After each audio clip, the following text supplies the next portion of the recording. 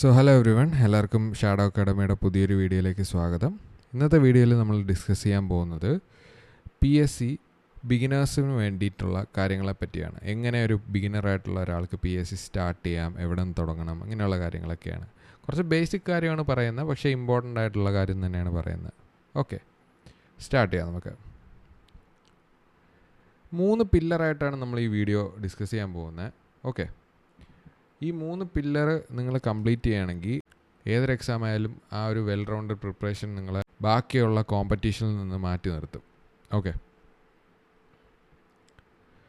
ഇതെന്താടാ, ഇതൊരു ബിൽഡിങ്ങിൻ്റെ ഫൗണ്ടേഷൻ അല്ലേ? അപ്പോൾ ഏതൊരു ബിൽഡിങ്ങിനും ഫൗണ്ടേഷൻ വളരെ ഇമ്പോർട്ടൻ്റ് ആണ്. അതേപോലെ തന്നെയാണ് ഒരു എക്സാമിനും. ഫൗണ്ടേഷൻ നന്നായിട്ട് നമ്മൾ ക്ലിയറാക്കി പോവുകയാണെങ്കിൽ അങ്ങോട്ട് പോകും തോറും ബാക്കി എല്ലാ കാര്യങ്ങളും നമുക്ക് ഈസിയറായിട്ട് തോന്നും. ഓക്കെ, അപ്പോൾ നമ്മുടെ ഫൗണ്ടേഷൻ അപ്പോൾ എന്താണ് ശരിക്കും ഈ ഒരു എക്സാമിൻ്റെ ആസ്പെക്റ്റിൽ നിന്ന് ആലോചിക്കുകയാണെങ്കിൽ ഈ 2 സാധനമാണ് നമ്മുടെ ഫൗണ്ടേഷൻ. NCERTയും SCERTയും. NCERTയിൽ നിന്ന് തന്നെ നമുക്കെല്ലാം ഓൾമോസ്റ്റ് കിട്ടും. പിന്നെ SCERT നമ്മൾ ഫോളോ ചെയ്യുന്നതിൻ്റെ കാരണം കേരള ബേസ്ഡ് കുറേ കാര്യങ്ങൾ നമുക്ക് അതിൽ നിന്ന് കിട്ടും. നമ്മൾ PSC ആണല്ലോ പഠിക്കുന്നത്, അപ്പോൾ കേരളത്തിനെ കുറിച്ച് അറിയണമല്ലോ. അപ്പോൾ SCERT നമുക്ക് ആ കാര്യങ്ങളെല്ലാം കവർ ചെയ്യാം. ഓക്കെ, ഇത് കവർ ചെയ്ത് ഇതും കൂടെ കവർ ചെയ്യുമ്പോൾ റിവിഷനായി. NCERTയുടെ തന്നെ ഒരു റിവിഷൻ പോലെയാണ് SCERT നമുക്ക് കവർ ചെയ്യുമ്പോൾ കിട്ടുന്നത്. അതിനുശേഷം രണ്ടാമത്തെ സ്റ്റെപ്പ് എന്താണ്? നമ്മുടെ സിലബസ്. നമ്മൾ ഇവിടെ NCERT കവർ ചെയ്യുമ്പോൾ തന്നെ ഓൾമോസ്റ്റ് എല്ലാ ഒരു സബ്ജക്റ്റിനെ കുറിച്ച് നമുക്കൊരു ഐഡിയ കിട്ടും, നല്ല ഫൗണ്ടേഷൻ കിട്ടും, നല്ല എക്സാമ്പിൾസും കിട്ടും. ഇത് കവർ ചെയ്തിട്ട് നമ്മൾ ഈ ഒരു ഏരിയയിലോട്ട് വരുമ്പോൾ ഇവിടെ നമുക്ക് വീണ്ടും ഇത് റിവിഷനാണ്. ഓൾറെഡി നമ്മൾ NCERT കവർ ചെയ്തു, അതിൻ്റെ റിവിഷനായിട്ട് നമ്മൾ SCERT കവർ ചെയ്തു. അതിനുശേഷം നമ്മൾ ആക്ച്വൽ സിലബസ് കവർ ചെയ്യാൻ തുടങ്ങുമ്പോഴത്തേക്കും അവിടെ വീണ്ടും ഒരു റിവിഷനായി. സോ അവിടെ തന്നെ 3 റിവിഷൻ കഴിഞ്ഞു. അറിയാമല്ലോ, ഇത് നമ്മുടെ സിലബസിൻ്റെ ഒരു പാറ്റേൺ ആണ്. ഇത് ഡിഗ്രി പ്രിലിംസിൻ്റെ പാറ്റേൺ ആണ്. ഓരോ എക്സാമിനും ഓരോ ടൈപ്പ് ഓഫ് പാറ്റേൺ ആണ്. പക്ഷേ നമുക്ക് ശ്രദ്ധിച്ച് നോക്കിക്കഴിഞ്ഞ് കഴിഞ്ഞാൽ നമുക്ക് മലയാളം എല്ലാ എക്സാമിനും ഉണ്ട്, ഇംഗ്ലീഷ് എല്ലാ എക്സാമിനും ഉണ്ട്, മാത്സ് എല്ലാ എക്സാമിനും ഉണ്ട്. അപ്പോൾ ഇത് 3ഉം നന്നായിട്ട് ഫോക്കസ് ചെയ്യണ രീതിയിലായിരിക്കും നമ്മുടെ പഠനം. നമുക്ക് അതിനെക്കുറിച്ചൊക്കെ പിന്നെ ഡിസ്കസ് ചെയ്യാം. ഞാൻ ജസ്റ്റ് സിലബസിനെ കുറിച്ച് പറഞ്ഞതേ ഉള്ളൂ. ഇപ്പോൾ ഏതൊരു എക്സാമിന് പ്രിപ്പയർ ചെയ്യുന്ന ആളാണെങ്കിലും റിവിഷൻ എത്രത്തോളം ഇമ്പോർട്ടൻ്റ് ആണെന്ന് എല്ലാവർക്കും അറിയായിരിക്കും ഇതിനോടകം. അപ്പോൾ ഈ ഒരു 3 കാര്യങ്ങൾ ഈ ഒരു 2 കാര്യം ചെയ്യുമ്പോൾ തന്നെ ഇവിടെ NCERT കവറായി, SCERT കവറായി, അപ്പോൾ തന്നെ 2 റിവിഷനായി. അപ്പോൾ തന്നെ ഒരു സെറ്റ് ഓഫ് റിവിഷനായി. NCERT നമ്മൾ ഫസ്റ്റ് ടൈം ആണല്ലോ വായിക്കുന്നത്, ഒരു സെറ്റ് ഓഫ് റിവിഷൻ ഇവിടെ ആയി. SCERT വായിക്കുമ്പോൾ അതിനുശേഷം സിലബസ് വരുമ്പോഴത്തേക്കും വീണ്ടും ഒരു സെറ്റ് ഓഫ് റിവിഷനായി. ഇതല്ലാതെ ഓബ്വിയസ്ലി നമ്മൾ റിവിഷൻ ചെയ്യണം, അത് സെക്കൻഡറി ആയിട്ടുള്ള കാര്യമാണ്, ഞാൻ പറഞ്ഞതേ ഉള്ളൂ. ഇനി തേർഡായിട്ടുള്ള പില്ലറാണ് നമ്മുടെ PYQ.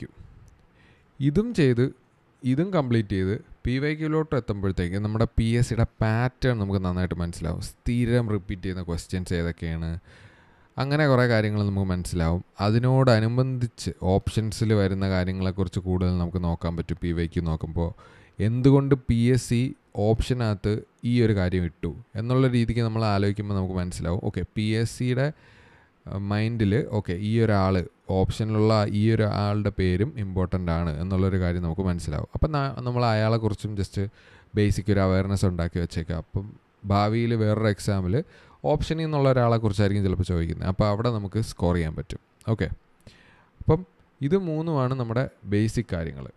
ഇത് 3ഉം കവർ ചെയ്ത് കഴിഞ്ഞാൽ നിങ്ങളുടെ ഒരു ഫണ്ടമെൻ്റലായിട്ടുള്ള ഒരു നല്ലൊരു അണ്ടർസ്റ്റാൻഡിങ് നിങ്ങൾക്ക് എല്ലാ സബ്ജക്റ്റിനെ കുറിച്ചും ഉണ്ടാവും.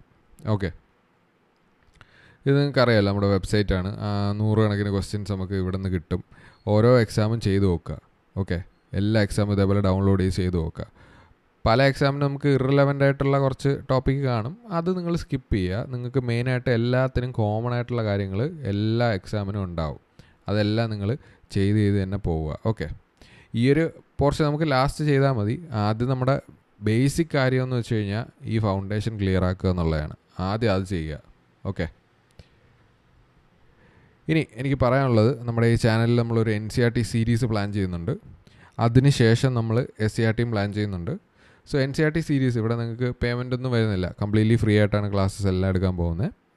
അപ്പോൾ നിങ്ങൾക്ക് ചാനലിപ്പോൾ സബ്സ്ക്രൈബ് ചെയ്തിട്ട് കഴിഞ്ഞാൽ അപ്ലോഡ് ചെയ്യുന്ന സമയത്ത് നിങ്ങൾക്ക് നോട്ടിഫിക്കേഷൻ വരും. ഓക്കെ, അപ്പോൾ എല്ലാവരും നന്നായിട്ട് പഠിക്കുക. ഇപ്പോൾ എക്സാംസ് ഒരു സെറ്റ് എക്സാം ഇപ്പം എല്ലാം കഴിഞ്ഞ് തീർന്നതേ ഉള്ളൂ. ഇനി വരുന്ന എക്സാംസിനൊക്കെ അത്യാവശ്യം നല്ല ടൈമുണ്ട്. നന്നായിട്ട് ഇപ്പോഴേ പ്രിപ്പയർ ചെയ്യുക. എനിക്കറിയാം ഇപ്പോൾ ഓണത്തിൻ്റെ ടൈമാണെന്ന് അറിയാം, പക്ഷേ എന്നാലും നിങ്ങൾ എൻജോയ്മെൻറ്റിൻ്റെ കൂടെ പഠിത്തം കണ്ടിന്യൂ ചെയ്ത് തന്നെ പോവുക. ഡിസ്കണ്ടിന്യൂ ചെയ്ത് കഴിഞ്ഞാൽ ഒബ്വിയസ്ലി നമ്മൾ വീണ്ടും സ്റ്റാർട്ട് ചെയ്യുമ്പോഴത്തേക്ക് നമുക്ക് ഒന്നേന്നെല്ലാം തുടങ്ങേണ്ടി വരും. അപ്പം നിങ്ങൾ ആ ഒരു ഫ്ലോ കളയാതെ കണ്ടിന്യൂസ് ആയിട്ട് പഠിച്ചുകൊണ്ടിരിക്കുക. ഡെയിലി ഒരു മണിക്കൂറെങ്കിലും പഠിക്കാൻ കിട്ടുന്നുള്ളെങ്കിൽ അതെങ്കിലും പഠിക്കുക. ഓക്കെ, അത്രയെങ്കിലും നിങ്ങൾ ചെയ്ത് പോവുക. അല്ലെങ്കിൽ നിങ്ങൾക്ക് വീണ്ടും ഒന്നേന്നെല്ലാം സ്റ്റാർട്ട് ചെയ്യേണ്ടി വരും. ഓക്കെ, അപ്പോൾ എല്ലാവരെയും NCERT സീരീസ് സ്റ്റാർട്ട് ചെയ്യുമ്പോൾ കാണാം. Okay, thank you for watching.